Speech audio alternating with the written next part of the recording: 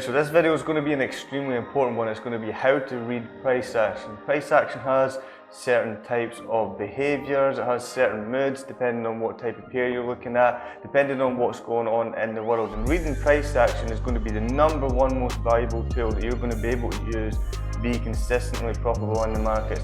Way more than trend lines, way more than support and resistance, way more than indicators, and way more than chart and patterns. Although chart and patterns does coincide with the behaviours of price action. But although it is important to use confluences, more than one confluence on one specific trade, this is going to be at the top of the hierarchy in terms of most valuable tools for you to be consistently profitable. So let's get straight into it. By now you should be able to see my screen, and we're just going to dive into some random charts and pick out what a bearish structure is, what a bullish structure is, how price action reacts to certain levels, and also what time frames have more weight and how to use multiple time frames to give yourself a better idea and picture of the direction and the bias on a specific pair or a specific currency that you're planning to trade. So for example, we're on US dollar Swiss right now, so if we zoom out and just pick a random part of the chart, let's go and pick this here. So as you can see here, we've had a nice bullish push up. Now what had to have happened before we got that bullish push up? And what would we be looking for after the bullish move? So if you see here, price action is being very, very unpredictable. You're getting spikes up to the top, you're getting wicks down to the bottom. There's not really much going on, it's sort of moving sideways, as hopefully you could all see that. But we are still technically in a downward trend until we break this sort of resistance zone here, right? Roughly about here we've had sort of a false breakout there, we've been respected well, and then we've got this push. Now what is a bearish structure? A bearish structure is lower lows and lower highs, okay? So we'll go lower low, lower high, lower low, should have been lower high and then a continued push down, but we've had that bullish break up. Now with that bullish break up, what did we notice before we had that bullish break up? Well, we noticed that as we've came down to have the lower low, we've created a lower high, and notice right here, we've had 4 wicks away from the low of this candle, so we failed to break that, so that would give us an indication that we are going to have a bullish move. Now if you notice, just before we had this big bullish momentum candle, you can see a hammer candle, which is pretty self-explanatory. As you can see here, the sellers have had that final push down, unable to hold that final push down, and then we've closed very bearishly, forming what's known as a hammer candle, and then we've had the bullish breakthrough. Now, as you notice, once we've came to this sort of zone here, the outside zone of the bearish trend line, we've actually broken through it and we've held. Although this could be considered a reversal candle, we've had a push up and we've closed sort of weak, but we've also had a wick down in the bottom here, so it's not really giving us an exact confirmation that we are going to go back down bearish, and then the following day we have had that good push up. A couple of indecisive days not really moving, and then another push up. Now, what we have noticed here, look at this zone here, it's been respected very, very well. It's been a good area of resistance, and what's most important is it's been a good area of resistance recently. So what we're going to do, or what we would have done, is draw a box here, and we would have anticipated price action to have a reaction to this level and create what's known as a higher high, higher low, and then finally the big massive push up. So as you can see here, if we zoom in, price action had a great reaction to this level at roughly 1.01707. We've had a stall of 1 day, 2 days, 3 days, 4 days, and then we had a push up breaking this previous high. We had another couple of pushes up breaking these highs, and again we've had a small pullback creating a higher low. And again, if you have a quick look, this has been a great area of resistance recently, And look at that, it lines up perfectly, using that as support, and we've had another push up. That is just some really basic, simple key bullish and bearish structure and things that you should be looking at in terms of how price action is reacting. When you see wicks away, up and down, and it's kind of indecisive, you know this area of the chart is going to have a breakout eventually. Most people are susceptible to breakouts in the wrong direction, false breakouts, because they know a breakout is coming, but the market also knows there's a breakout coming, and they know people, and they know the psychology of the people who lose a lot of money. They get in too early, although it can pay off greatly, and sometimes you do take aggressive trades, but you have to be willing to get burned, because getting burned is exactly what's going to happen more often than not if you don't have the patience and get proper confirmation that that is the bias of the trend and that particular currency pair that you're trading. So again, let's go to another chart and let's just have a look at the candlestick behavior. Now obviously daily candles have a lot more weight, and what do we mean by weight? Weight is how much data and how reliable that data is in terms of where the price action is going to go next. So if you were to see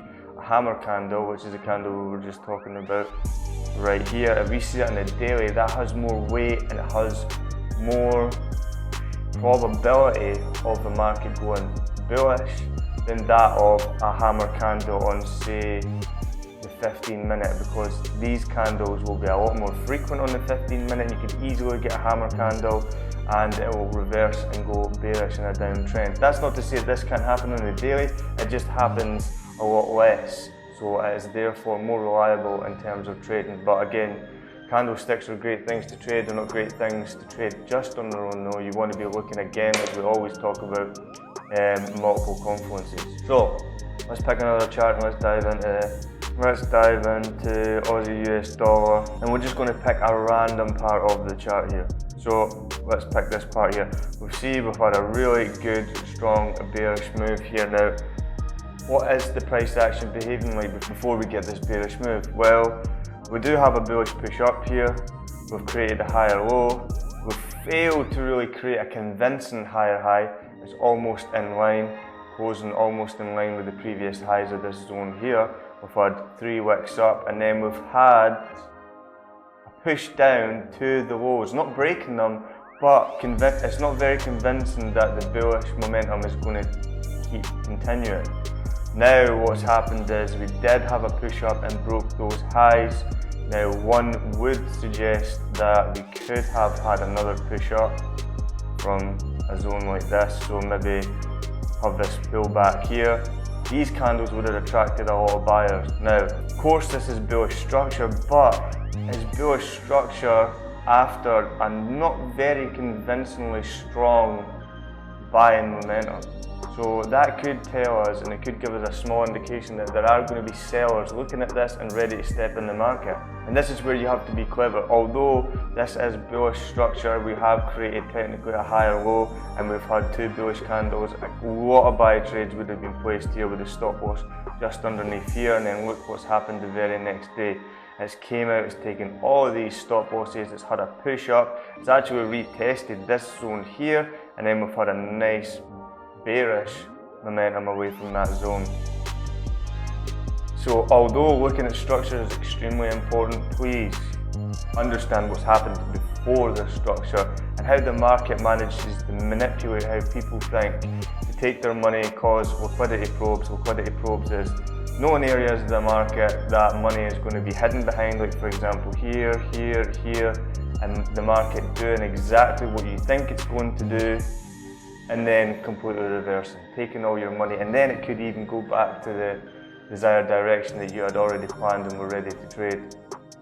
But the market does what the market wants to do. You have to be willing to be adaptable, you have to be willing to have a bias, but also be willing to quickly change that bias and admit when you're wrong. Being wrong is nothing to be afraid of. You are going to be wrong a lot. That is trading. What good traders do is admitting when they're wrong, getting out of the trades instead of being stubborn and holding on to money that they know they're going to lose because they don't want to admit they're being wrong, and then again not chasing the markets and trying to get the money back that they've just lost, and try and look for the high probability setups. If you lose a lot of money because of a false breakout and the trade eventually hit your take profit. That is extremely frustrating. You're down, you've lost money, and you might not get another good high probability setup like that again for maybe another few days, maybe not until next week. The hardest part is not trading stupid setups, low probability setups that aren't going to make you money until you get the high probable one, say maybe in a week's time. That week could almost feel like a century. It's horrible when you lose money, and it's very easy to go back and try and chase the markets, but it's even worse when you keep chasing the markets and lose more than what you should have. And then when you do eventually get that 4-to-1, 5-to-1 trade, or when you do get that good run of having good, solid, consistent wins, you have eaten into your profits and you aren't actually making as much money as probably what you should be, and definitely not as much as what you'd like to be. So be disciplined when you are looking at certain behaviours of price action. Let's go into one last one before we end the video, because I want to make sure that you guys fully understand how we look at the markets, the thought process going into how we trade, and the way of certain things that we look at. What do we look at first and foremost, and then what do we try and add and piece together after that before we decide a good sell trade or a bad sell trade, a good buy trade or a bad buy trade, and our approach to each one of these types of situations. So again, just another random chart with EURAUD. Let's go and just again pick a random piece of price action. Let's pick this here because this could be confusing for some people. On the 22nd of February 2017, we do start to see a little bullish push up, push up, push up. Now, this is a little bit confusing because we have used this as support here. We've used this and created another higher high off of this little support zone here. It's very small, but you can just see it. We've used this, created a higher high, created a higher low. Now we've created a lower high. That's now technically bearish structure. Now we've created a higher low, so that's technically bullish structure now. And then a push up bullish. So as you can see, the market can twist and turn, and it could, if you're not paying attention, cause you to enter sell trades when it's actually looking more bullish, and enter buy trades when it's actually looking more bearish. So again, key bullish structure here, higher high, higher low, higher high. Higher low, key bullish structure, but this leg down and this pull back, and then notice the wicks here, so that's a lower low and a lower high. So although this is bullish structure, we've now changed bearish as soon as we rejected this high here. That's something to look out for. Then, if we look at this here, this is looking quite bearish, especially if you have created a lower low and a lower high. Now, what happens if you're looking bearish and you enter a sell trade, but price action, although it is close to this low, is now just turned around and created a bullish structure.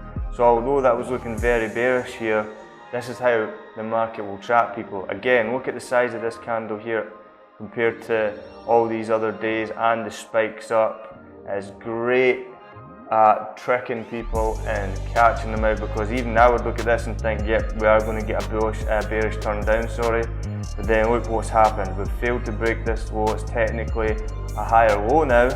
We've had a couple of stall days where there's not really much going on. We're kind of just moving sideways. We've had a push up, and then finally the break before having a small little retest of this zone here.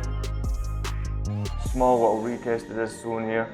And then boom, we've had quite a good bullish run up to the 1.5200 region. So this is just how we approach the markets. Of course, we add in trend lines to our trading. Of course, we add in other confluences like charting patterns, the probability of those patterns, and also we look at the lower time frames too. Now, just one thing to be aware of. Although you could be, for example, looking at this little piece of price action here. If you go down to the hourly, so let's say for example we go down to the 4 hour here, it's very, very important to note that you could be on the daily in a bullish trend, okay?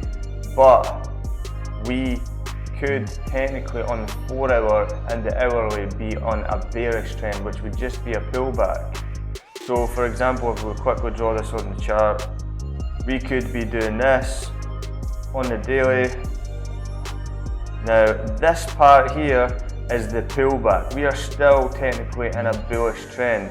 We could be doing this on the 4 hour and the 1 hour. So you'll get a lot of people enter and sell trades thinking that we are actually in a bearish trend, when really is just this price action here is making up this small pullback on the daily time frame. So always look for higher time frame agreement. Make sure that you are actually trading things in a direction that is favorable by most and it's very, very clear. Of course you can take, if you're a smaller time trader, if you like trading on the smaller time frames like the 1 hour, the half an hour, the 15-minute, by all means, but just be aware of the structure of certain types of trades. Make sure that you aren't getting caught too late in a pullback phase. Make sure you're trying to catch the brunt of the momentum of the clear directional trend. If you're getting in the clear directional trend, you're going to make a lot of money.